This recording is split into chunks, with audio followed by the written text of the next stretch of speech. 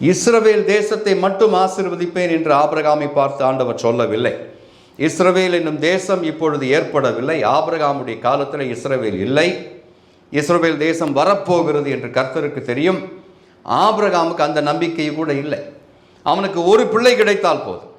அவனுடைய எண்ணம் எல்லாம், எனக்கு ஒரு மகன் பிறந்தால் போதும், என்னுடைய சொத்துக்கு உடைமைகளை அவனுக்கு சௌதரித்து கொடுக்கும்படியாக, என்னுடைய அவகாசி என்று அழைக்கப்படுவதற்காக ஒரு பிள்ளை, ஒரு மகனை தாரும் ஆண்டவரே என்று கேட்டுக்கொண்டிருக்கும் பொழுது அவன் மூலமாக ஒரு பிள்ளையை பிறக்க செய்து, அவனுக்கு பிறக்கும் 2 பிள்ளைகளிலே ஒரு பிள்ளையை தனித்து பிரித்தெடுத்து அந்த பிள்ளையின் மூலமாக 12 கோத்திரங்களை உருவாக்கி அதை இஸ்ரவேல் என்னும் தேசமாக மாற்றுவதற்கு ஆண்டவர் கொண்டிருந்த திட்டத்தை ஆபிரகாம் அறியவில்லை.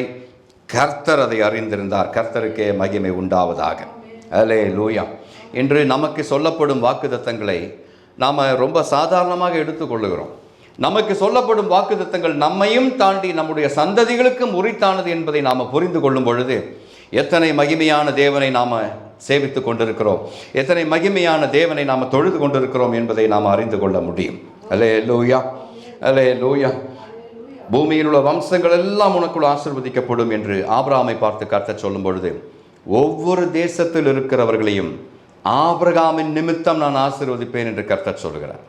அதை ஒரு நாள் நாம் மறந்து போகக்கூடாது. அல்லேலூயா, அல்லேலூயா. The Abrahamic covenant was a covenant of promise and multiplication. ஆபிரகாமுடைய கர்த்தர் செய்த உடன்படிக்கை எப்படிப்பட்ட உடன்படிக்கை? It was a covenant of promise and multiplication. வாக்குத்தத்தங்களை தரும் உடன்படிக்கை, பெருகச் செய்யும் உடன்படிக்கை. சொல்லுவீங்களா? வாக்குத்தத்தங்களை தரும் உடன்படிக்கை, பெருகச் செய்யும் உடன்படிக்கை. அப்படிப்பட்ட உடன்படிக்கையை ஆபிரகாமுடைய கர்த்தர் ஏற்படுத்துகிறதை பார்க்கிறோம். இந்த உடன்படிக்கைக்கு ஆபிரகாம் ஏதாகிலும் செய்ய வேண்டுமா? Is there any condition that Abraham has to fulfill in this covenant? No. This was totally unconditional. எந்த நியதியும் இல்லை. ஆபிரகாமிடத்தில் எந்த நிர்பந்தத்தையும் ஆண்டவர் வைக்கவில்லை. It was totally unconditional.